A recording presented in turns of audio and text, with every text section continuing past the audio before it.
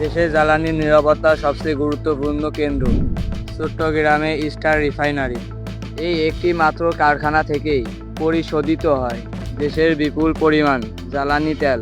কিন্তু হঠাৎ যদি এই কারখানা বন্ধ হয়ে যায় তাহলে কি হবে দেশের জ্বালানি? কেন বন্ধ হলো ইস্টার্ন রিফাইনারি?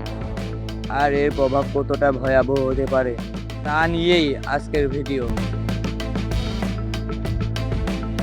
বাংলাদেশের একমাত্র রাষ্ট্রীয় মালিকানাধীন ইস্টার্ন রিফাইনারি লিমিটেড জ্বালানি তেল পরিশোধনাগার। দেশের মোট জ্বালানির চাহিদা বড় একটি অংশ এখান থেকেই পরিশোধন হয়।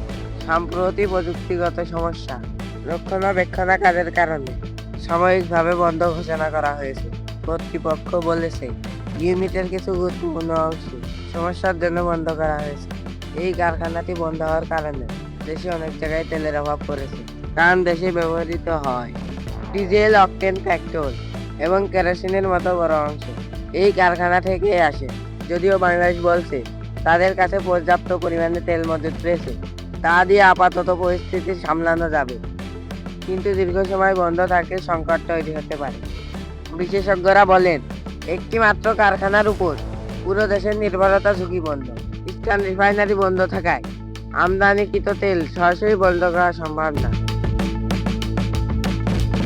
বাংলাদেশের জ্বালানি ব্যবস্থার কেন্দ্রবিন্দু ইস্টার্ন রিফাইনারি। এই শোধনাগার বন্ধ হওয়া শুধু একটি কারখানা বন্ধ হওয়া নয়, এটি দেশে অর্থনীতি, পরিবহন। এখন সবার নজর একদিকে, যে কবে এই কারখানাটি আবার চালু হবে।